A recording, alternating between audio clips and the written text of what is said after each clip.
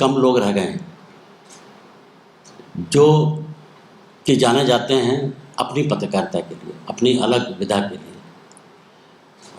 मेरा सौभाग्य रहा कि मैं डायरेक्टली रत्नमणि लाल जी के साथ काम किया मैंने, और जिस सभागार में मैं आज आपसे बात कर रहा हूँ, ये भी एक नॉस्टैल्जिक है लाल साहब के लिए भी और मेरे लिए भी, कि लगभग 7 वर्ष हम लोगों ने यहाँ जयपुरिया इंस्टीट्यूट ऑफ मैनेजमेंट में बिताए, जब मास कम्युनिकेशन का प्रोग्राम यहाँ लॉन्च किया गया था 2001 और 2002 में। लाल साहब ने पहले ज्वाइन किया था as head of the mass communication programme, और फिर वो मुझे लेके आए थे।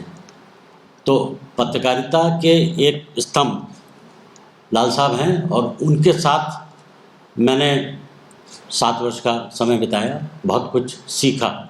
पत्रकारिता और पत्रकारिता के साथ मीडिया एजुकेशन की जो लाल साहब की सोच थी, वो उससे मैंने बहुत कुछ सीखा, और शायद आज जहाँ पर भी मैं एमआईटी में हूँ, उसकी बहुत बड़ी उसका श्रेय लाल साहब को जाता है। अतुल चंद्रा जी और नवीन जोशी सर के साथ मैंने काम नहीं किया, लेकिन अतुल जी और अतुल जी के काम के बारे में जब वो टाइम्स ऑफ इंडिया के टाइम में रहे तो कौन नहीं जानता है। हम लोगों का मुलाकात होती रही, संवाद होते रहे, हमारे बहुत से कार्यक्रमों में अतुल सर आए हैं, नवीन सर आए हैं, स्टूडेंट्स के ओरिएंटेशन के टाइम पर आए हैं। तो एक स्वच्छ पत्रकारिता जिसे कहते हैं, जो जर्नलिज्म के वैल्यूज़ हैं और जिन मॉरल्स के बारे में हम लोगों को पढ़ाया गया था, उसको हमने अपनी आंखों के सामने उन लोगों को करते हुए देखा और बहुत कुछ सीखा। पीटीआई में 20 साल की यात्रा जो मैंने करी, उस समय मेरा लोगों से मिलना जुलना होता था, और हमेशा से एक पत्रकारिता की जो लोग नाम रहे, मुझे सबसे बड़ी खुशी यह है कि मेरे किसी भी एक छोटे से काम के लिए अगर वो यहाँ मौजूद हों तो मेरे लिए इससे अधिक कोई व्यक्ति और हो नहीं सकता। इसी वजह से मैंने तीनों से निवेदन किया कि मैंने एक कुछ नया काम किया है अपने हिसाब से। हो सकता है पत्रकारिता की भाषा में तो बड़ी आम चीज़ हो, लेकिन मैंने व्यंग्य के ऊपर कभी कुछ काम किया नहीं था। अब बात आ गई कि इस किताब के बारे में, तो कोरोना का टाइम और वो महामारी जो हम लोगों ने सबने देखी है, उसको दोहराने की ज़रूरत नहीं है। लॉकडाउन, घर के अंदर बंद, हम सब लोग एमआईटी में थे। 18 मार्च का दिन था जब ये अनाउंस किया गया कि लॉकडाउन हो रहा है और कैंपस बंद हो रहा है। हम लोग ऑफलाइन से ऑनलाइन हो गए। हम लोगों को कुछ नहीं पता था कि अब ऑनलाइन में किस तरह से काम करना है। फिर यूनिवर्सिटी ने उस पर काम किया और सॉफ्टवेयर लिए गए और फिर उससे शुरू हुआ। तो जो आप सब ने वो समय देखा, वो समय मैंने भी देखा, बस केवल एक उसके बारे में कुछ लिख डाला, इसलिए वो थोड़ा अलग लग रहा है। घरों में कैद हो गए हम लोग। पैंट कमीज टाई लगा के जो जाने का रोज़ का नियम था वो सब ख़त्म हो गया। निकर पहन करके ही घर में रहने लगे। कैमरा ऑफ कर दीजिए तो आप कैसे ही बात कर लीजिए, वही बच्चे कर रहे थे। और शुरुआत में बड़ा अच्छा लग रहा था कि चलो भैया घर में है, रोज़ जाना नहीं है, सुबह 9:15 पे पंचन नहीं करना है। तो शुरुआत में एक बड़ा अच्छा सा लग रहा था कि एक अलग से हॉलीडे टाइप का लग रहा है। धीरे धीरे वो किस तरीके से बदला, और खिड़कियों से झांक रहे हैं, एम्बुलेंस की तरफ चारों तरफ साएं साएं आवाज़ें आ रही हैं।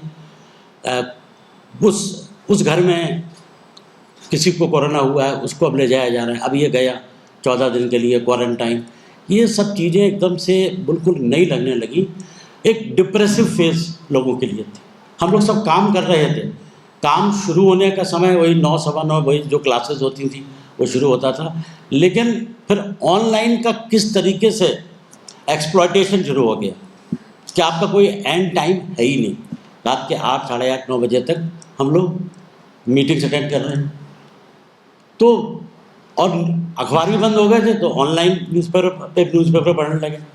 बट हाँ, एज ए साइंस स्टूडेंट कहीं पर वो मेरी सोच थी कि ये वायरस किस तरीके से स्प्रेड कर रहा है, क्या शेप ले रहा है, क्या क्या प्रॉब्लम्स आ रही हैं। तो मैं वो न्यूज़ लगातार पढ़ रहा था, और पढ़ते पढ़ते मुझे ये लगा, एक दिन प्रधानमंत्री जी की मन की बात कार्यक्रम अक्सर आता है, महीने में एक बार तो आता ही आता है।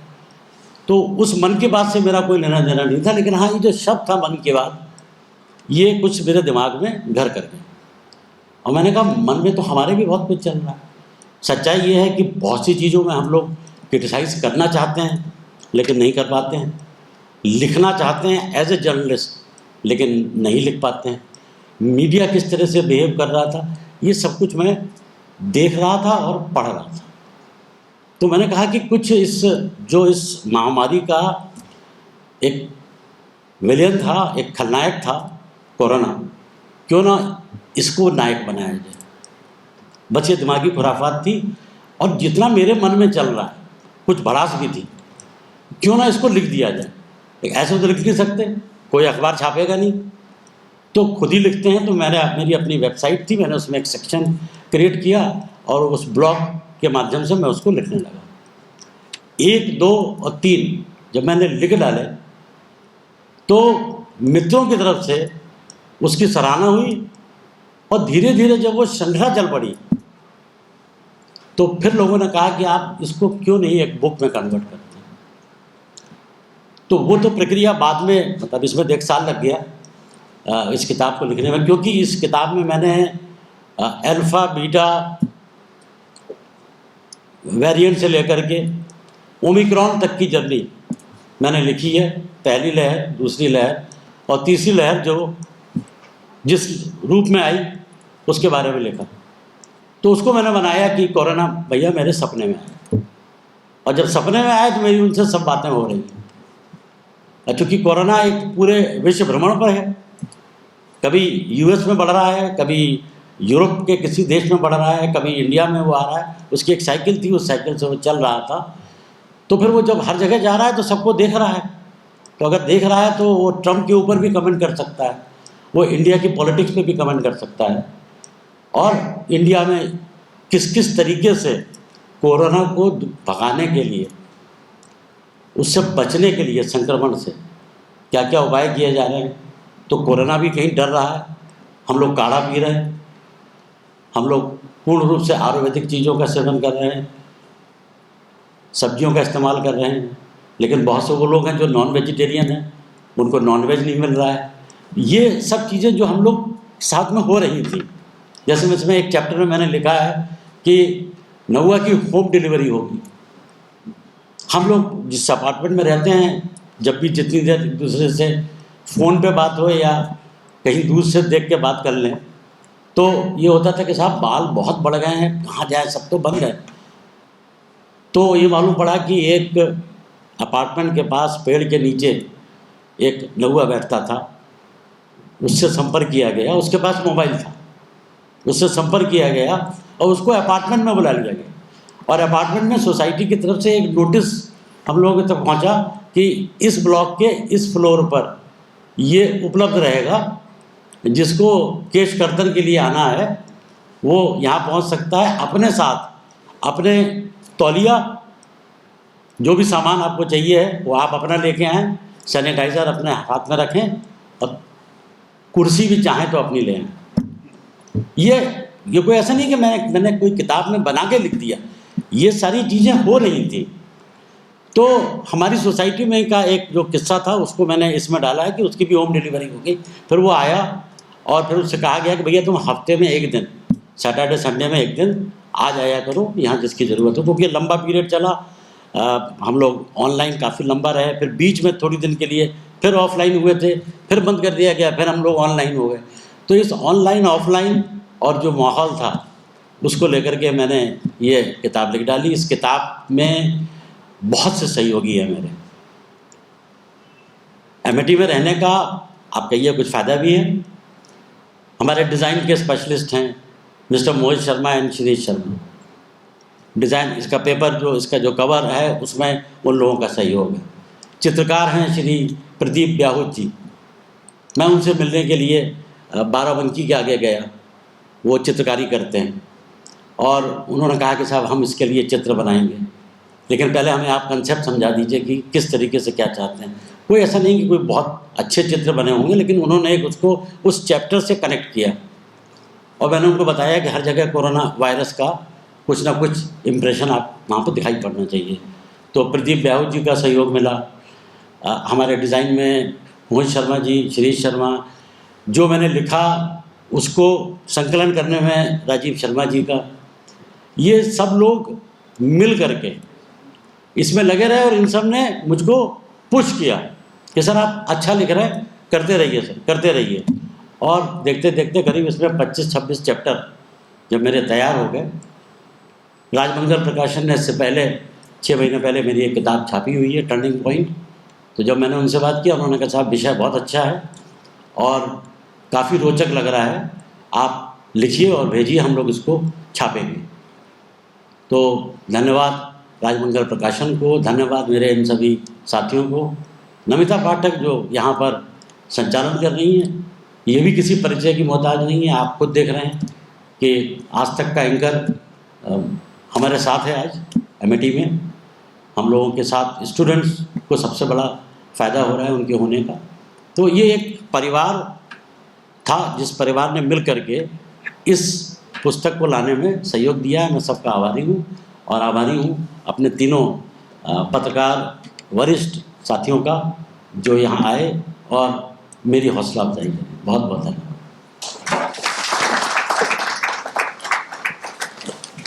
थैंक यू जौहरी सर, किताब के बारे में हमें इस तरह से बताने के लिए।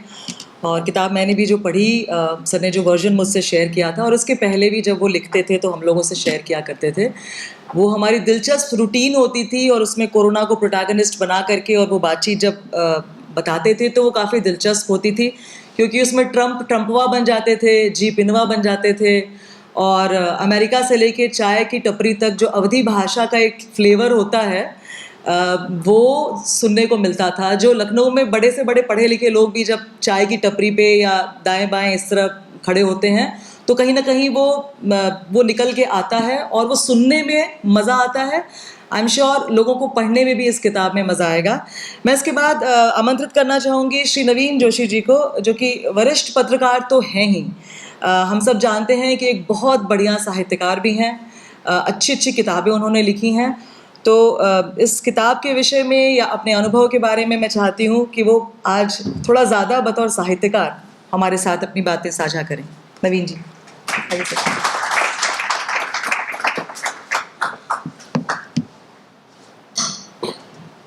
धन्यवाद नमिता।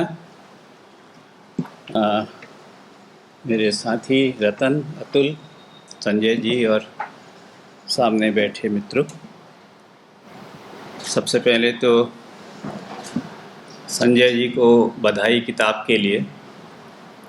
इनकी इससे पहले की भी 2 किताबों को देखने का, पढ़ने का मौका मिला है और अच्छा लगता है जब वो याद करते हैं। पहले की किताबें भी उन्होंने पढ़ने को दी, कहा इसके लिए कुछ लिख दीजिए 2 शब्द। साथ के लोग हैं, मित्र हैं, लेकिन वरिष्ठ की तरह आदर करते हैं। कोरोना भैया किताब मुझे दे गए थे तो मैं इसको पढ़ा, लेकिन आप देखिए कि जो पिछले 2 वर्ष हम लोग ने गुजारे हैं वो पिछले 100 साल में तो शायद वैसा दौर नहीं आया। स्पेनिश फ्लू के बारे में अभी पढ़ा होगा आपने इस दौर में, उसके बाद ये भीषण दौर था। जिन लोगों पर वो गुजरी है वो जानते हैं, जिन पर नहीं गुजरी है वो भी जानते हैं, क्योंकि ऐसा कोई बचा नहीं जिसके आसपास या घर वाले उससे प्रभावित न रहे। और जब कोई बहुत बड़ा संकट आता है तो उसके बहुत सारे पक्ष होते हैं। एक पक्ष तो वही होता है कि हिल जाता है संसार आदमी का। जैसे मैं पड़ा हुआ था जब दूसरे दौर में और सांस बाहर नहीं आ रही थी और कहीं ऑक्सीजन नहीं मिल रही थी। इतने साल शहर में पत्रकारिता की, अच्छे संपर्क रहे, लेकिन ऑक्सीजन नहीं मिल रही थी, अस्पताल में जगह नहीं मिल रही थी। हिम्मत करके लेटे हुए थे, चौराहे पर मेरा घर है, हर 2 मिनट पर एक एम्बुलेंस जब सायरन बजाती हुई गुजरती थी तो होश आता था और फिर पूरा व्यक्तित्व हिल जाता था, लगता था कि अब खत्म है संसार। ऐसा इस दौर से बहुत लोग इस दौर से गुजरे। हमें कुछ दिन और देखने होंगे, प्राण बच गए, लेकिन वो भीतर बहुत कुछ बदल गया। जिनके लोग गुजर गए इस दौर में, बहुत अच्छे साथी गुजर गए इसी शहर में, दिल्ली में, बहुत अच्छे साहित्यकार मित्र, पत्रकार मित्र, उनका कोई हिसाब नहीं, चले गए। मौत है, कभी भी आ सकती है, लेकिन इस तरह से आती है जब। एक तस्वीर आपने भी देखी होगी, अस्पताल की का जो एक बॉडी रखी है पॉलीथीन से लिपटी हुई दरवाजे पर, उससे काफ़ी दूर गांव से माँ बाप बुलाए गए हैं कि आपका बेटा है। पास जाके उसका चेहरा नहीं देख सकते, ये भी नहीं मालूम कि उस थैले के अंदर बेटा है उनका कि कौन है। और ऐसा भी हुआ कि वो किसी और का अपना समझ के वो बॉडी ले गए, निकली किसी और की। ऐसे बहुत से दर्दनाक प्रसंग हुए। मैं एक कॉलम लिखता हूँ नवभारत टाइम्स में, तो उस दौर में मैं लगातार इसी पर लिख रहा था। कोई और ही विषय था ही नहीं दिमाग में, लोगों की ऐसी घटनाएं हो रही थी। फिर लेकिन इस दौर में आदमी अगर हार जाए, चाहे वो शताब्दी की सबसे बड़ी त्रासदी हो, तब भी हार जाए, तो फिर इंसान कैसा है? इंसान तो हारता नहीं है। इंसान इन चीजों से भी ताकत पाता है। नमिता ने कहा हम साहित्य में भी थोड़ा दखल रखते हैं, तो हम लोगों ने उस दौर में उसको पढ़ा भी और लिखा भी उस पर। 1918 में जब स्पेनिश फ्लू आया, तो हिंदी के जो सबसे बड़े कवियों में शुमार हैं निराला जी, सूर्यकांत त्रिपाठी निराला जी, उनका पूरा का पूरा परिवार स्पेनिश फ्लू में ख़त्म हो गया। छोटी बेटी, बीबी, बच्चे, भाई, सब। वो निराला जी कलकत्ता में थे, कोई 18-19 साल 20 साल की उम्र थी उनकी, नौकरी करने गए हुए थे। तो उनको खबर मिली कि तुम्हारी पत्नी बिल्कुल मरणासन्न है, चेहरा देख जाओ। जब तक वो आए वो सब परिवार ख़त्म हो चुका था। तब तक निराला जी हिंदी में स्थापित नहीं हुए थे। छिटपुट कुछ कविताएं लिखी होंगी। उस दर्द से निराला जी ने कुल्ली भाट नाम की एक किताब लिखी, बड़ी मशहूर किताब है निराला जी, और उसमें उस हादसे का वो वर्णन करते हैं। उन्नाव यही नज़दीक में गंगा के किनारे, तो रोज़ शाम को टीले पर बैठ जाते थे और कहते लिखते हैं कि मैं लाशें देख रहा हूँ और इनमें मेरी बेटी की भी थी और उसकी भी थी, ऐसी वगैरह वगैरह। कुल्ली भाट तो खैर एक रचना है। उसके बाद निराला जी का जो भीतर टूटता है संसार ना, उससे एक नया निराला जन्म लेता है। उसके बाद आप देखिए निराला जी ने क्या क्या लिखा, वो उनके बनने की भी प्रक्रिया थी। मैं ये प्रसंग आपको इस सिलसिले में सुना रहा हूँ कि जो दुख है, जो विपदा है, जो जितनी बड़ी विपदा से इंसान गुजरता है, उतना बड़ा रचना उसके भीतर होती रहती है, उतनी बड़ी निर्माण उसके भीतर होता रहता है। इसी का नाम तो इंसान है, इसलिए यहाँ तक चला आया है। नहीं तो डायनासोर भी खत्म हो गए, बहुत से प्राणी खत्म हो गए संसार में। अब इसके दूसरे पक्ष देखिए। मैंने एक कॉलम जो लिखा उसकी चर्चा करता हूँ। रोज़ सुबह हम लोग अपना डस्टबिन खाली करते हैं, तो वो इतना बड़ा आमतौर पे डस्टबिन होता होगा 20 लीटर औसत, वो भर जाता है। वो भी 24 घंटे में वो उफनने लगता है, उससे चीज़ें बाहर गिर जाती। इतना हम लोग खरीद करते हैं फालतू, और हर चीज़ रैपर में आती है। इतना सा मोबाइल खरीदते हैं तो इतना कचरा निकलता है साथ में। कचरा भी सौंदर्य ना मार्केटिंग का। आपके एप्पल के जो फाउंडर थे, क्या नाम उनका, स्टीव जॉब्स, उनका तो मास्टरी थी इसमें कि वो कितना सुंदर पैकेज करेंगे। अभी भी एप्पल की कोई चीज़ खरीदिए तो उस चीज़ से अच्छी उसकी पैकिंग लगती। लेकिन ये इंसान है, कंज्यूमरिज्म है इतना। लेकिन कोरोना के दिनों में डस्टबिन में कुछ होता ही नहीं था। मतलब एक आध कोई बिस्किट का पैकेट या कोई सब्जी का छिक्कल, क्योंकि सब बंद था, हम शॉपिंग करते बाहर जाते ही नहीं थे, तो डस्टबिन ही नहीं भरता था। आपने ये भी देखा होगा कि सहारनपुर और रुड़की से हिमालय दिखने लगा था। आपको उन चिड़ियों की आवाज़ सुनाई देने लगी थी जो कब के विलुप्त हो गई थी। आसमान इतना सुंदर कभी नहीं था। लखनऊ शहर में कभी मुश्किल से तारे दिखते हैं, अगर आप अपनी छत पे जाएं कोशिश करें तो उसमें इस तरह तारे दिखते थे रात में जैसे हम अल्मोड़ा या अपने गांव पिथौरागढ़ से देखते हैं, बिल्कुल सफाक आकाश। AQI का उस दिनों ऐसा हो गया था कि जैसे मतलब सृष्टि अब जन्म ले रही हो। फिर जो कई तरह की चीज़ें थी जो हम सोशल मीडिया के ज़माने में अगर आप देखिए, जो खाते पीते लोग थे घर में जलेबी और रबड़ी और समोसा बना के पोस्ट कर रहे थे। कुछ लोग तपती सड़कों पर नंगे पैर बच्चे को कंधे पर लादे, बीवी को साइकिल में बैठाए, गृहस्थी को एक बोरे में बांधे हजारों मील पैदल चले जा रहे थे। वो भी एक दौर था। उसके बरक्स हम लोग रबड़ी और जलेबी बना के फेसबुक में पेश कर रहे थे। ऐसे भी लोग थे जो घरों से जूते चप्पल इकट्ठा करके, बिस्किट इकट्ठा करके, पानी की बोतलें लेके मई जून की लू में धूप में उन लोगों को बांट रहे थे। सब इंसान के चेहरे हैं, सब तरह तरह के चेहरे हैं। ऐसे भी लोग थे जिन्होंने खूब सारी कविताएं लिखी। कम से कम 4 किताबें तो मेरे ही पास आई हैं जो कोरोना काल की कविताएं नाम से संग्रह हैं।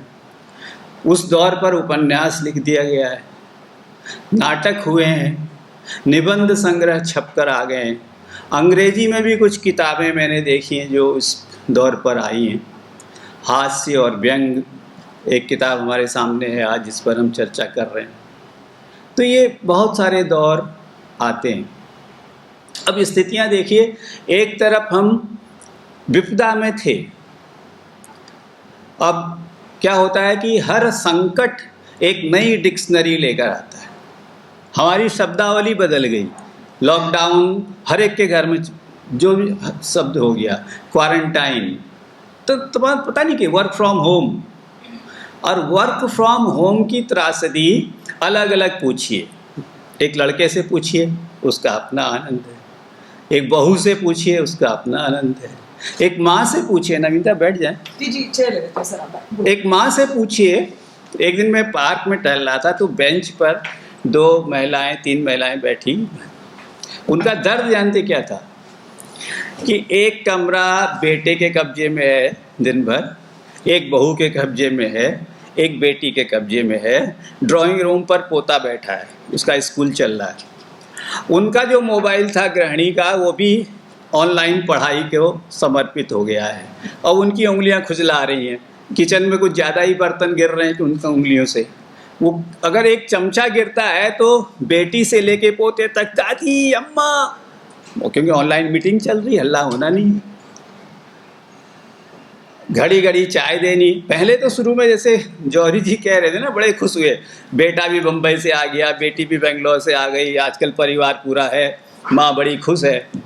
लेकिन महीने बाद ये होने लगा कि उसकी कमर में दर्द रहने लगा क्योंकि उसको रसोई से फुर्सत ही नहीं मिलती है। वही कमरे में ऑफिस है, उसको चाय देनी है बेटी को, उसको नाश्ता पहुंचाना है, हल्ला करना नहीं है, मोबाइल देखना नहीं है, टीवी चलाना नहीं है क्योंकि शोर होता है। ये भी एक पक्ष उस गृहिणी का भी था। क्या मतलब जीवन, आप देखिए कितनी चीज़ें हमें दिखाता है, कितनी चीज़ें दिखाता है। वो राधे श्याम रामायण में एक प्रसंग है, सीता का हरण हो गया है, राम विलाप कर रहे हैं, लक्ष्मण को समझाने की कोशिश कर रहे हैं, तो वो कुछ इस तरह की चौपाई है जो ठीक ठीक मुझे याद नहीं है, वो राधे श्याम रामायण में है कि वो कहते हैं कि क्या क्या कर्म दिखाता है विधाता हमें। तो विधाता का तो पता नहीं, लेकिन ऐसी महामारियां भी क्या क्या दौर हमें दिखा जाती हैं। और उसमें अब हास्य तलाशना, व्यंग तलाशना, ये भी इंसान की फितरत है। सबसे अच्छा इंसान वो होता है जो अपने आप पर हंस सके, अपनी विपदा पर हंस सके। मेरे एक गुरु रहे हैं यहाँ विज्ञान कॉलेज में, टीचर थे, बहुत गरीबी में पले, भागकर पहाड़ के गांव से आए थे। जैसे उस दौर में आते थे, होटलों में बर्तन मलते थे, उन्होंने भी मले। वो एक दिन चौराहे पर एक तांगे के बिगड़े घोड़े ने लात मारी तो उनके सामने के 2 टांग टूट गए। बच्चे थे, वो होटल में काम करते थे और सड़क पर खून से लथपथ पड़े थे। तो लखनऊ में बहुत से पहाड़ के लोग हैं, तो उन्होंने देखा, कहा ये पहाड़ का है, पहाड़ का है, लेकिन उठाया किसी ने नहीं उनको, उठाया एक बंगाली परिवार ने। तो बंगाली परिवार अपने घर ले गए, उनको पाला पोसा। उनको पढ़ने में दिलचस्पी थी तो पढ़ाया। फिर विद्यांत जी को पता लगा, विद्यांत जी ने अपने कॉलेज में उनको पढ़ाया, वहीं नौकरी दी। तो उप्रेती जी, नंद कुमार उप्रेती जी, तो वो ये कहते थे जब कभी, और बहुत दुख झेले उन्होंने, तो कहते थे मैंने सारे दुखों की पोटली बांध दी है और उसके ऊपर बैठ गया हूँ, कहता हूँ अब दबाओ मुझे। ये जो जिजीविषा है इंसान की ना, ताकत, तो सबसे बड़ी ताकत क्या है कि हमें अपनी विपदा से, अपने रोग से, कुछ लोग बीमार होने पर जीवन भर रोते रहते हैं, 80-90 साल तक जीते हैं बीमारी में भी, लेकिन हमेशा रोते रहते हैं, तो उनका पूरा परिवार खिन्न रहे। कुछ लोग अपनी बीमारी को दोस्ती कर लेते हैं, उससे हंसते हैं, बोलते हैं और उस बीमारी में भी ये इंसान की फितरत है। आपको तय करना है कि आपको विलाप करना है या क्वालिटी ऑफ लाइफ में जाना है। तो ये इस संदर्भ में है कि संजय जी ने उस समय का उपयोग इस विद्रूप को देखने में किया जो हमारी चारों तरफ था। जिस कोरोना से डर कर लोग मुंह में पट्टी बांधे, दिन भर हाथ सैनिटाइज करते हुए, काढ़ा पी पी कर अल्सर पैदा करते हुए, प्राणायाम करते करते फेफड़े खराब करते हुए डर रहे थे, उस कोरोना से इन्होंने कहा आओ भैया सपने में आओ, बातें करते हैं, फ़ोन करते हैं, हेलो कोरोना भैया कैसे हो। वो चीन से कोई चिनमिन आ गए, चिनचिन आ गए, वो हवाई जहाज से घूम रहे हैं, वो अवधी में बोल रहे हैं। हमारे यहाँ खाना बनाने आती है एक महिला, तो उस दौर में तो खैर नहीं आई, मना कर दिया था। जब दूसरा शुरू हुआ, बुलाया उनको, कहा कि मास्क पहन लिया करो। कहा देखो भैया अब ना होई, हम कह दिया, डराए ना, अब ना होई। अरे हमने कहा तुम बड़ी डॉक्टर हो। बोले डॉक्टर हम नहीं आए, हम कह दिया बीमारी आई, ये हम ना कही थे कि बीमारी ना आई जरूर, पर बीमारी है ना लो। अब भैया उसने ओमिक्रॉन अब वो कहती है देखा हम कह रहे, आवा दूसरा दो, तुम डरत रहा, कुछ नहीं हुई। वो अभी भी मास्क नहीं लगाती हैं, कहते हैं लगा लो मास्क, हमारी इम्यूनिटी लो है, दवा खाते हैं, बीमारी हो गई है, मरते मरते बचे, इतना डरा है ना, कुछ ना हुई। तो ऐसे भी लोग थे उस दौर में भी, जब दूसरा दौर बहुत भयावह था, मर रहे थे लोग, जिनको दफनाने की जगह नहीं मिल रही थी, बालू में दफनाए गए, जो नदियों में फेंके गए। उस दौर में भी ऐसे लोग थे कि कोरोना वोरोना हम कुछ नहीं जाने थे, क्योंकि उनके लिए मुंह पर मास्क लगाकर घर में बैठना संभव नहीं था, क्योंकि पेट था ना। अतड़ियाँ कोरोना को नहीं पहचानती, अतड़ियाँ रोटी को पहचानती। तो निकल रहे थे सड़कों पर, चाहे पुलिस डंडा मार रही थी, लेकिन उन्हें तो रोटी कमानी थी। खैर, तो इस पर जो हंस सके वो इंसान है, वही रचनात्मक आदमी है। तो जौहरी जी ने ये काम किया, उन्हें बधाई देनी चाहिए। और इसमें बहुत सारी चीज़ें हैं, बहुत सारे पक्ष हैं। जब आप पढ़ेंगे तो आप देखेंगे कि वो कैसे बातें करते हैं। वो जैसे एक किस्सा तो इन्हें सुनाया कि होम डिलीवरी हो गई नाव की, ऐसे बहुत सारे प्रसंग हैं, रोचक भी हैं। और व्यंग उन्होंने पहली बार लिखा है, लेकिन होता क्या है कि जब हम अपने व्यवहार और आम चीज़ से, दो तरह के लोग रचनात्मक होते हैं साहित्य के क्षेत्र में भी हम देखते हैं। एक होते हैं जो कल्पना से सोच कर लिखते हैं, अपनी कल्पना में जीते, एक संसार रचते हैं कल्पना में। एक वो होते हैं जो जीवन में जो दिख रहा है उसको लिखते। तो इसमें जो कोरोना कथाएं हैं वो हैं जो हमारे आसपास घटित हुआ है। बहुत अपना जाना पहचाना देखा और अनुभव किया हुआ लगेगा। तो इन्हीं शब्दों के साथ मैं आपको बधाई देता हूँ संजय जी। आप लिखते रहें और हम पढ़ते रहें।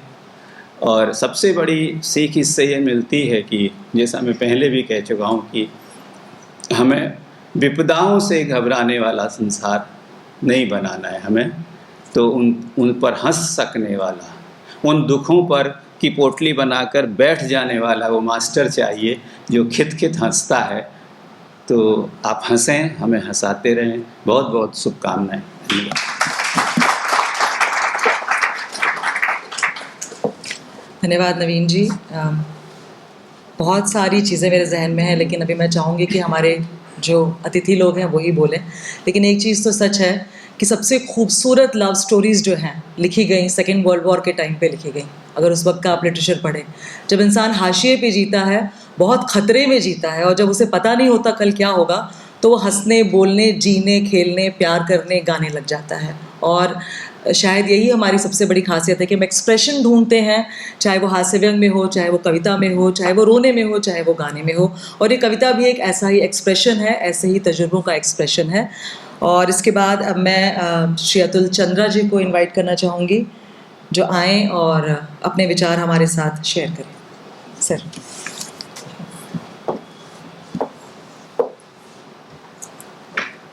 धन्यवाद नमिता जी। ये संजय जी को हम जानते हैं एक साइंस राइटर की तरह से। हम लोग UP science association, science writers association हुआ करती थी, तो उसमें हम लोग साथ साथ थे। और बाकी जो इनकी राइटिंग्स होती थी पॉलिटिकल और ये सब, वो तो थी ही। लेकिन जब इनकी किताब आई तो उससे पहले हम इनकी पोस्ट जो थी फेसबुक पर एक दो हम पढ़ चुके थे। फिर भी हमने ये सोचा कि शायद ये एक दो होंगी, बाकी जो होगा वो कुछ कोरोना के साइंटिफिक पक्ष को लेकर के लिखा होगा।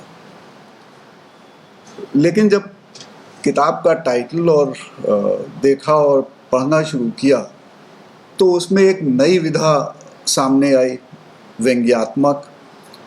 और व्यंग्य में भी इन्होंने किसी को छोड़ा नहीं है। उससे पहले जो ऑब्जर्वेशन की बात है इनके साइंस स्टूडेंट होने के नाते, वो सब इस किताब में आपको दिखाई दे जाएगी। इन्होंने जिक्र किया नाऊ भैया, ये हम भुक्तभोगी हैं, शायद रतन भी हैं। हमारी तो पत्नी ने कुछ दिन बाल काटे थे। मीट हमारे यहाँ भी चोरी से वो दे जाता था जब तक वो बंद नहीं हो गया। और जो इनके नवीन जी के घर में वो काम करने वाली महिला कहती है कि कुछ नहीं होएगा, तो जब बीच में ये था कि थोड़ी दिन के लिए कर्फ्यू, थोड़ी देर के लिए कर्फ्यू खुलता था, तो नरही जाते थे सब्जी लेने के लिए, वहाँ एक भी आदमी मास्क नहीं लगाता था। भैया लगा लो, नहीं। तब लोग ये समझाते थे कि इनकी इम्यूनिटी आपकी इम्यूनिटी से ज़्यादा है। और हमको नहीं, एक भी बंदा हमको नरही का ऐसा नहीं दे, क्योंकि हम कई सालों से जा रहे हैं तो चेहरे पहचानते हैं। एक भी वहाँ कोरोना काल में वहाँ से कहीं नहीं गया और ना उसको कोरोना हुआ। पर जो नवीन जी ने कहा ना कि सबसे बड़ी बात यह है कि आप विपदा में कुछ उसको हल्का करने के लिए रास्ता ढूंढें। क्योंकि विपदा तो ठीक है, पड़े तो हम भी हुए थे, हमारे घर के ऊपर भी रेड क्रॉस लग गया था, पर उतना बुरा हाल नहीं था जितना नवीन जी का था। दोस्तों ने मदद करी, खाना आना भिजवा दिया, तो वो भी ठीक ठाक चल गया। पर ये कोरोना आया कहाँ से? संजय जी ने पूरे विस्तार से लिख दिया उसमें चूं चां जिन पिंग सब है, और वो कोरोना भैया इनको बता रहे हैं कि हम सब वुहान से आए हैं और पूरी साजिश है, अमेरिका को पहले बर्बाद करेंगे। फिर उनको ये ताज्जुब हो रहा है कि भाई क्यों तुम्हारे यहाँ ये सब क्यों नहीं हो रहा है। उन सब के बीच जितनी भी बातें हो रही हैं, एक जो हमको इंटरेस्टिंग चीज़ लगी, एक चैप्टर में इन्होंने जिक्र किया है बाबा जी का, और बहुत सहजता से इन्होंने मित्रतों का भी जिक्र कर दिया है। मित्रतों,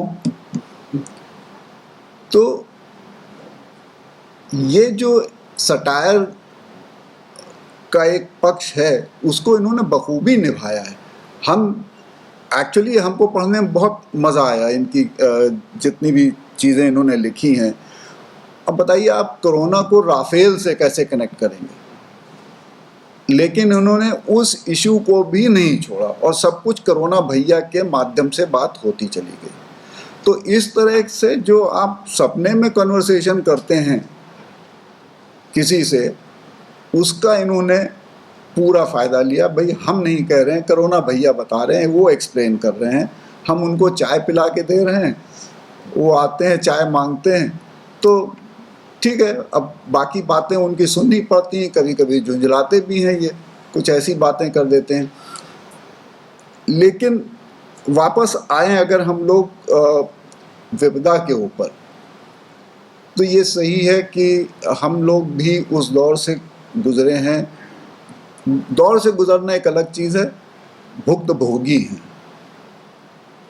और उसमें क्या क्या कठिनाइयाँ होती हैं वो सब बहुत विविडली संजय जी ने अपनी पुस्तक में वर्णित करी है।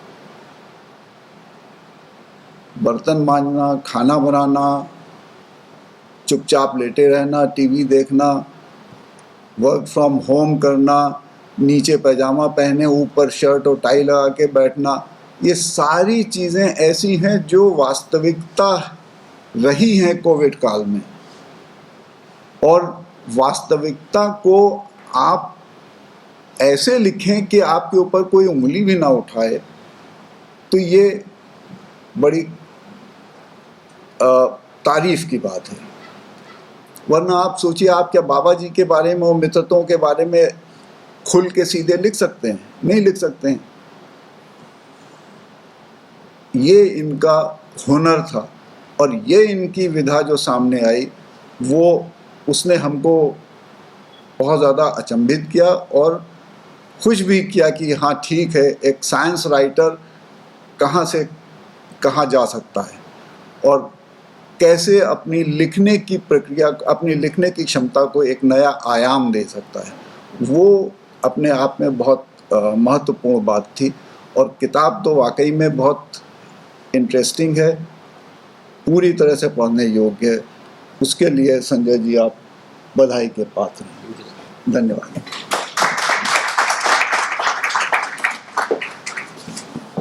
धन्यवाद अतुल जी। तो मन की बात करने का मन तो सबको करता है, तो संजय जौहरी सर ने उसको कोरोना भैया के माध्यम से किया, और खलनायक ने वो बातें बोली जो खलनायकी की थी। कई बार उसमें आप संवाद में सुनेंगे जो शायद आम तौर पर एक पत्रकार बोलने से हिचकता है या एक आम आदमी भी बोलने से हिचकता है। तो एक अच्छा तरीका था प्रोटैगनिस्ट कोरोना को बनाकर बहुत सारी ऐसी बातें की जो एक क्रोनोलॉजिकल तरीके से देखें तो उस वक्त की पूरी कहानी समझ में आएगी। अब मैं श्री रतन मणिलाल जी को आमंत्रित करूंगी। इनको हम लोग पढ़ते रहते हैं और टीवी पे भी अक्सर देखते रहते हैं, सुनते रहते हैं। वो आएँ और अपने विचार हमारे साथ बांटें।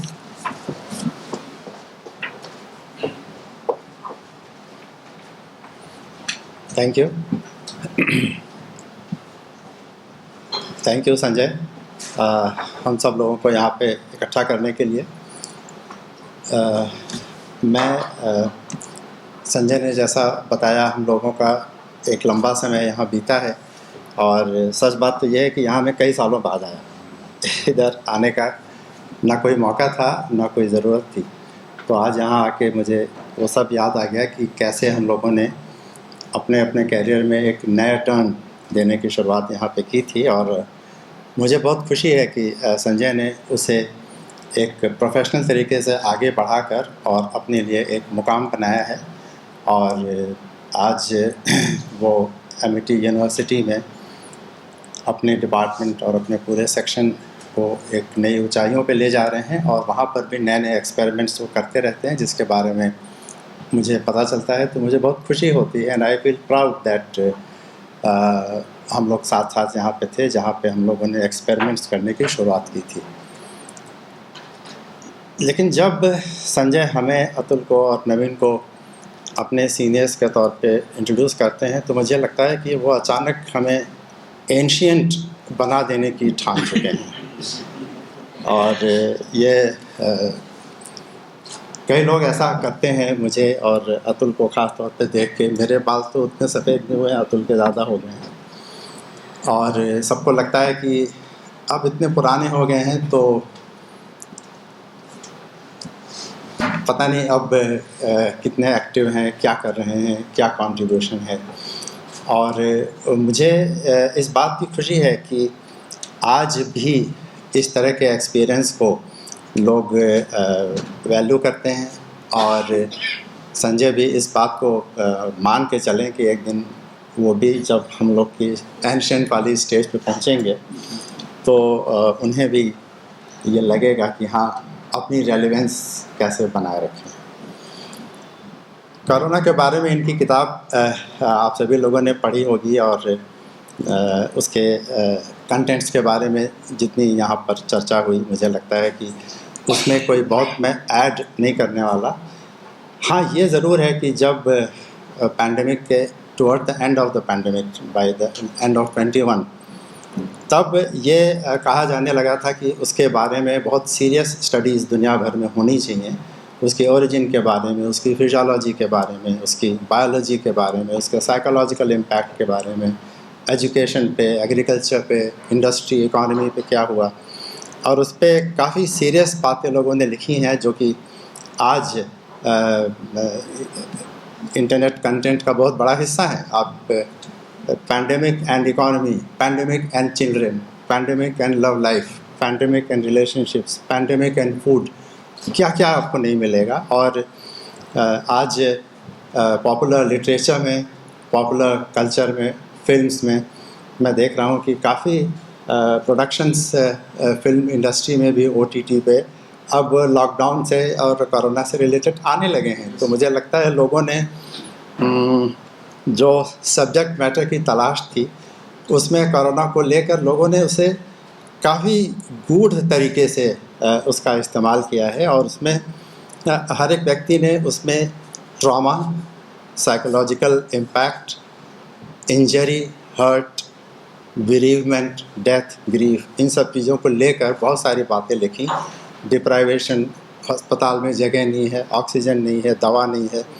तो जो उसका एक नेगेटिव साइड था उसके बारे में इतना ज़्यादा मटेरियल उपलब्ध है कि उसको पढ़ने का मन नहीं करता, क्योंकि हम सब लोग उसके बीच में से निकल के बाहर आए हैं और अब उसको ओवरकम करने की बड़ी तेज़ी से हम कोशिश कर रहे हैं। तो मैं पर्सनली संजय की किताब को एक उस ओवरकम करने के एक्सरसाइज का एक बड़ा जरिया मानता हूँ कि there is much more to corona than mere the loss caused by it. और जो लॉस, जो हर्ट, जो सेंस ऑफ एक ग्रीफ था, उसके बावजूद उस दौरान जो हमारे देश के बहुत सारे लोग थे जिनकी भाषा का उल्लेख इन्होंने अपनी किताब में किया है, वो लोग कोरोना को बिल्कुल ऐसे ही ट्रीट कर रहे थे जैसे इन्होंने किताब में लिखा है। सेंस ऑफ लॉस उनके लिए भी था, लेकिन उसके बावजूद वो उसके ऊपर जोक क्रैक करने से बाज नहीं आते थे। ये बात बिल्कुल सही है। और जिस तरह से आपने अपनी किताब में चाहे वर्ल्ड लीडर्स के लिए, चाहे रहन सहन के तरीक़ों के लिए, चाहे शहर या गांव के तरीक़ों के लिए जिस तरह से कोरोना के इम्पैक्ट को उसमें जोड़ा है with a very clear sense of humour, मैं समझता हूँ वो एक ऐसा एक नया डायमेंशन है इस पूरे पैंडेमिक के दौर का, जो अभी तक मुझे बहुत ज़्यादा देखने को नहीं मिला। जो कुछ मैंने शॉर्ट फिल्म्स वगैरह कोरोना से रिलेटेड देखी हैं, उसमें या तो कुछ एक ट्विस्टेड सी लव स्टोरी मिल जाएगी, या फिर उसमें कुछ एक पैथोस की और ट्रेजिक ट्रेल्स मिल जाएंगी, लेकिन उसे इस तरह से ट्रीट करना कि लोगों ने जिस सेंस ऑफ करेज का परिचय दिया कोरोना से अपने को डील करने में, उसकी एक झलक इनकी किताब में दिखती है कि कोरोना था तो था, लेकिन उसके बावजूद लोग उससे कैसे निपटने की तैयारी कर रहे थे, किस तरह के एक्सप्रेशंस सामने आ रहे थे, और कई सारे ऐसी बातें जो कि कहीं ना कहीं यूनिवर्स में घूमती थी, लेकिन कोई ये नहीं जानता था कि झूठ है या सच, उसको लोग डिस्कस करते थे। ये बात सही है कि उस दौरान दूर दराज के गांव में भी लोग चीन को ही जोड़ते थे कोरोना से, चाहे WHO जोड़े या ना जोड़े।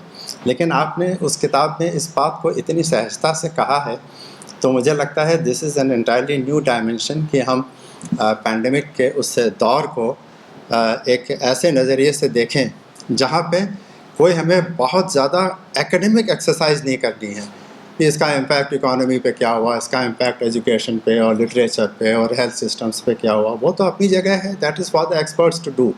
लेकिन आपने जिस तरह से एक कॉमन मैन का पर्सपेक्टिव लेके ये किताब लिखी है, वो वाकई में तारीफ़ के काबिल है। और संजय अपनी पत्रकारिता के कैरियर के दौरान भी एक बहुत सोशली अवेयर और सोशली कॉन्शियस जर्नलिस्ट के तौर पे जाने जाते थे, और ये कहा जाता था कि उनको कोई ऑर्डिनरी सा भी असाइनमेंट दीजिए तो उसमें कोई ना कोई कॉज निकाल ही लाते हैं वो, और चाहे वो PTI में रहे हों, चाहे वो अन्य जगहों पे भी रहे हों। और साइंस राइटिंग के बावजूद उन्होंने जो नॉन साइंस राइटिंग भी की है, उसमें भी आज अगर आप इनकी पुरानी राइटिंग्स को पलट के देखें तो you will find a very clear sense of purpose. जैसे आजकल के रिपोर्टर्स जो लिखते हैं कि भाई ठीक है, he said, he added, that is all, full stop, तो वो सब ना करके वो हमेशा उसमें ये ढूंढने की कोशिश तब भी करते थे कि इसके रेमिफिकेशंस क्या हैं, इसका असर क्या है, इसमें कौन कौन से फैक्टर्स काम कर रहे हैं वगैरह। तो इस किताब को भी उन्होंने कोरोना को एक लीनियर नैरेटिव बनाने के बजाय उसमें इतनी सारी चीज़ें जोड़ी हैं जो कि उस समय हम सब लोगों के दिमाग में घूमती रहती होंगी, और उसे एक जगह पर ला कर रखना, ऐसी भाषा का प्रयोग करना, ऐसे कंटेक्स्ट का प्रयोग करना जो कि जानते हम सब थे लेकिन शायद कोई किसी ने लिखा नहीं होगा। हम लोग आपस में हो सकता है फ़ोन पे या व्हाट्सएप पे डिस्कस कर लेते हो, लेकिन इन्होंने उसको एक किताब के फॉर्म में ही पुट इट टुगेदर और आपके सामने रखा। इसके लिए he deserves all our applause. और मुझे बहुत खुशी है कि इन्होंने अपने कैरियर के जो एक ऑनगोइंग जर्नी है, from an agency journalist to an academician to a राइटर टू अ TV and audio personality, and I am sure there is a lot more to come। अभी पता नहीं और क्या क्या चीज़ें उन्होंने प्लान करके रखी होंगी और हम लोग को पता चलता रहेगा। तो I wish him all the best, और मुझे पूरी उम्मीद है कि इस तरह की किताब को हम सब लोग एक ऐसे एक्सरसाइज के तौर पे देखें कि एक सीरियस सब्जेक्ट जिसके बहुत ट्रैजिक इम्पैक्ट पूरी दुनिया पे हुआ है, ऐसे बहुत सारे लोग हैं हु सर्वाइव्ड दैट पीरियड, और उनके दिमाग में उस समय क्या चल रहा था, मुझे लगता है इस किताब को पढ़ के हमें उसकी एक बेहतर समझ मिलेगी। Thank you so much.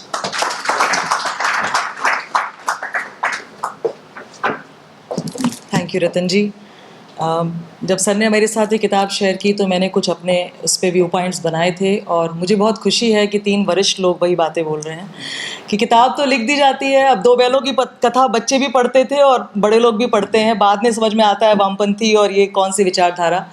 तो चाहे वो मोहल्ले की चकल्लस हो, चाहे वो घर की आपकी रूटीन हो, चाहे वो राष्ट्रीय अंतर्राष्ट्रीय साजिश की बात हो, इस किताब में आपको वो सब मिलेगा। आप जिस भावना से पढ़ेंगे या आप जिस तरह से या जिस लेवल पर आप उसको समझना चाहेंगे, वो सारे करंट्स आपको उसमें बहुत ही देसी फ्लेवर में दिखाई पड़ेंगे।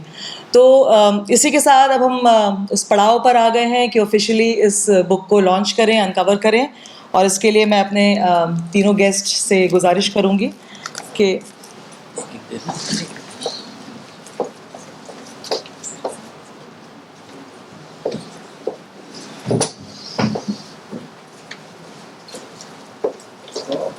Here it is.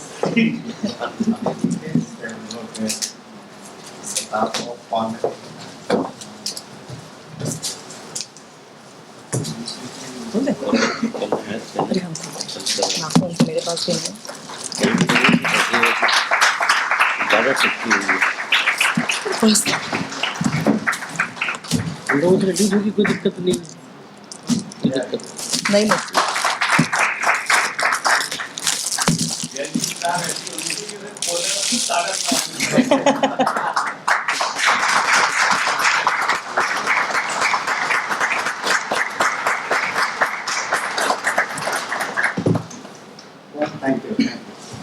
Thank you sir, आप सभी का आभार। इस किताब से जुड़ी हुई तमाम डिटेल्स आप फेसबुक लाइव अगर हमारे साथ जुड़े हुए हैं तो स्क्रीन पे देख सकते हैं। और इस किताब को तमाम चीज़ें आप उससे अवगत हो चुके हैं। हम उम्मीद करते हैं कि जितना हमें उसके बारे में बातचीत करने में आज मज़ा आया, आप सबको यहाँ पे मौजूद सभी हमारे मेहमान और फेसबुक से जुड़े हुए हमारे सभी दोस्त, आप सबको इसको पढ़ने में भी मज़ा आएगा। तो इसे ख़रीदें ऑनलाइन ऑफलाइन किसी भी मोड में और इसको पढ़ें। और इसी के साथ हम करीब अब आखिर में आ चुके हैं इस कार्यक्रम के, और मैं I would like to invite doctor Jauhari to please come and extend his vote of thanks and present the mementos to the guest. memento है, बात लीजिए। मैं शुरुआत पे भी आया और अंत में भी यहाँ पे वोट ऑफ थैंक्स उसका नाम होता है, इसके लिए आया। लेकिन कुछ ऐसी बातें हैं जो मैं शुरुआत में नहीं कह पाया। एक, इस किताब को लिखने में जो, जैसा सभी गेस्ट ने कहा कि सेकेंड वेव जो थी which was deadly, there was a pause I mean in my own writing, because at least 4 of very close relatives they were saved by grace of God. They all went into ICU, and 2 of my nephews, they are still battling because they had a very high rate of fibrosis in their lungs. तो जो एक second wave की, जिससे शायद ही कोई परिवार बचा, उस पीरियड में लगभग 2-3 महीने मैं इसको व्यंग को नहीं लिख पाया, क्योंकि जैसा कि नवीन जोशी भाई साहब ने भी कहा कि सब तरीके की चीज़ें हम लोगों ने देखी। व्यंग जरूर मैंने लिखा, लेकिन परिवार, समाज और जो कुछ हो रहा था उसमें एक ऐसा समय आया जब मेरा पेन भी पॉज हो गया। लेकिन फिर वो दूसरी लहर के बाद थोड़ा रुकावट आई, थोड़ा लाइफ फिर से लौटने लगी, और हम लोग कुछ समय के लिए यूनिवर्सिटी भी गए, ऑफलाइन भी गए, फिर ऑनलाइन हुए। लेकिन अब धीरे धीरे ओमिक्रॉन, तो क्योंकि मुझे ये लग रहा था कि ये तो अनएंडिंग है, कोरोना तो भी चलेगा, because it is here to stay and we have to fight with it. काफ़ी कुछ चेंज हो रहा था, तो मुझे लगा कि इसका आखिरी चैप्टर कहाँ ख़त्म करें। और अगर आप इस किताब को पढ़ेंगे तो आप देखेंगे कि आखिरी में मैंने ओमिक्रॉन पे ही लाके छोड़ा है, और omicron variant is still there is now a sub variant to omicron. इसमें स्पेशली WHO के 1-2 एक्सपर्ट्स के इंटरव्यू मैं लगातार देखता था, क्योंकि जब भी मैं कोरोना को सामने रखता था कि भाई तुम कब तक रहोगे, या तुम अब क्या करने जा रहे हो, ये जो बातें मेरी उससे सपने में होती थी, वो सब उस इंटरव्यू को देखने के बाद मैं वो कुछ थॉट्स लेके आता था। तो जैसा कि अतुल जी ने, सभी ने कहा कि साइंस स्टूडेंट, ये बात सही है कि कहीं ना कहीं वो साइंस या PTI का जर्नलिज्म, मेरे साथी बैठे हुए हैं बहुत पुराने 1982 के साथी राकेश पांडे जी, बहुत खुशी हो रही है देख करके। हम लोगों ने एक बहुत लंबी यात्रा करी है, वो भाषा में, ये बॉम्बे से आए थे और ये PTI भाषा जब लॉन्च हुई थी तब ये लखनऊ आए थे, क्योंकि ये पूर्वी उत्तर प्रदेश के रहने वाले हैं, इसलिए इनकी इच्छा लखनऊ आने की थी।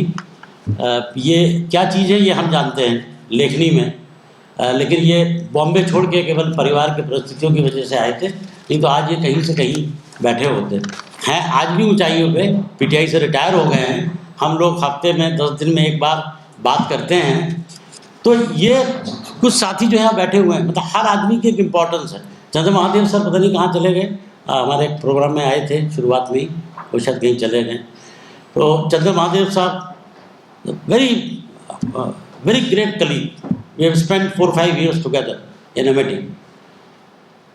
डॉक्टर जैदी, ये मैं वोट ऑफ थैंक्स के नाम पर मैं उन सबको याद कर रहा हूँ जो उनके कंट्रीब्यूशन या उनसे मेरा जो रिलेशनशिप है। डॉक्टर राजीव वर्मा एकेडमिक्स में हमारे डिप्टी डायरेक्टर, चंद्रशेखर वर्मा जी पुराने मीडिया के साथी हैं, फिलहाल एमिटी में हैं। और चंद्र साहब चले गए, प्रोफेसर प्रकाश त्रिपाठी, लोग जानते हैं एमिटी में जो हमारे साथी हैं उनको, लेकिन we have a special relationship, इसलिए हर जना यहाँ पर ना आया है और ना मुझे उम्मीद थी कि हर जना अपने आप को अवेलेबल करा पाएगा। Yes come all the way from Janakipuram, I know that's because of our love. Pranshu journalist हैं, नामी ग्रामी जर्नलिस्ट हैं, थोड़ा हक बनता है इन पर हम लोगों का, क्योंकि ये सौभाग्य से हमारे पीएचडी स्कॉलर भी हैं, एमिटी स्कूल ऑफ कम्युनिकेशन में पीएचडी कर रहे हैं, आगे बढ़ रहे हैं। अपना बहुत बढ़िया कोर्स वर्क निकाला इन्होंने, उस टाइम पर निकाला जब एक लखीमपुर खीरी की बहुत बड़ी वारदात सुर्खियों में चल रही थी। ये अपना अटेंडेंस वहीं से, मतलब ही वॉज गिवन ओडी, क्योंकि ये वास्तव में काम कर रहे थे। इन्होंने कहा साहब मेरी अटेंडेंस मारी जाएगी, मैंने कहा नहीं कोई अटेंडेंस नहीं मारी जाएगी, आपको ओडी पे कर देंगे, क्योंकि आप वैसे भी प्रोफेशनल हैं, फील्ड का काम कर रहे हैं। तो हमारे बहुत से जो साथी यहाँ बैठे हुए हैं एमटी के, I am thankful to them, they have all supported. और हमारे सुरक्षा के, हम सब की सुरक्षा के मालिक कर्नल अनिल मल्होत्रा सर, जयपुरिया में जब हम थे तब उनसे हम लोगों का नाता था, फिर हम एमिटी पहुँच गए। वैसे भी लाल सर, अतुल सर, ये सब पुराना, ये इसको इन्होंने कहा एंशियंट हो रहे हैं, ये वर्ड मुझे नहीं अच्छा लगा। ये एंशियंट नहीं, आप सब वेटरन्स हैं, और इतना टाइम और इतनी बात, क्षमा करें आज के जर्नलिस्ट के पास नहीं है वो आपसे बोल पाए, जितनी गहराई की बात नवीन सर ने बोली, अतुल सर और लाल सर ने बोली, वो गहराई आपको अब बहुत कम लोगों में मिलेगी। मैं ये नहीं कह रहा हूँ कि और लोग नहीं हैं, लेकिन हम लोगों को शिक्षा, हम लोगों ने जो कुछ भी लिखा है, मुझे याद है अतुल चिंता से यहाँ बैठे हुए हैं, मुझे याद है लाल साहब और हम दोनों यहीं पर थे, जर्नलिज्म का कोर्स चला रहे थे, and we used to with the network from Lal sir mostly we used to send students to the media for the placements. Lal sahab खुद अपने आप एडिटिंग के बादशाह हैं, अतुल चंद्रा सर एडिटिंग के बादशाह हैं। भिड़ंत हो गई दोनों की एक दिन, एक स्टूडेंट भेजा गया, हम लोगों का वो गोल्ड मेडलिस्ट था, हम लोगों को उस पर नाज था, भेजा गया कि he will get selected, he was president editor times of India, he rejected. अब एक अजीब सी बात लगी कि लाल सर ने भेजा है, अतुल सर ने उसको रिजेक्ट कर दिया है।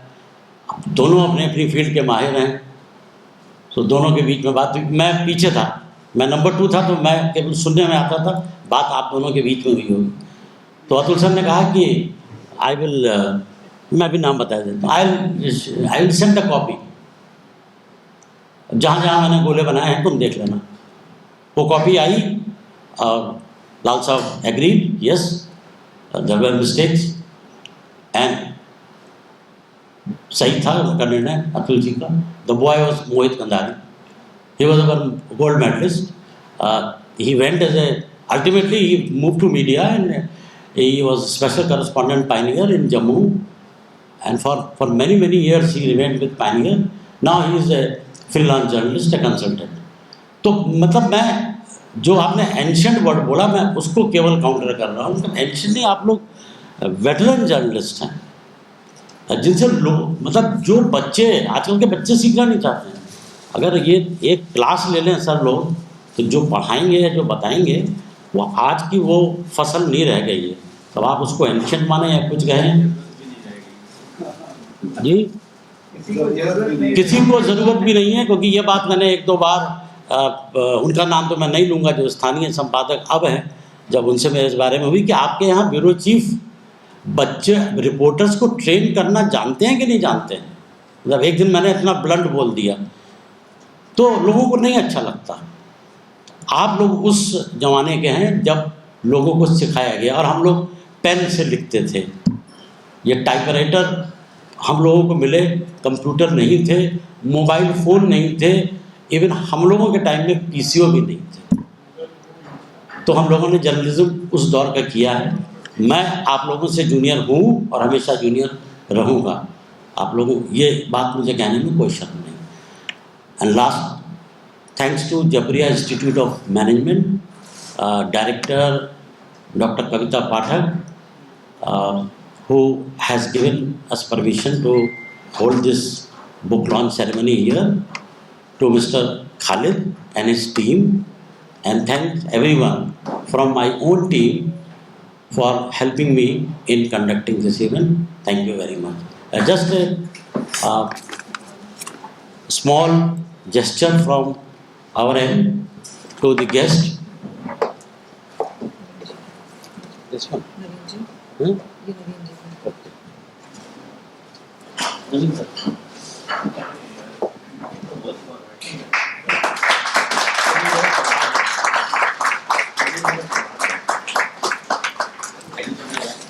आप लोगों के साथ राइट जी।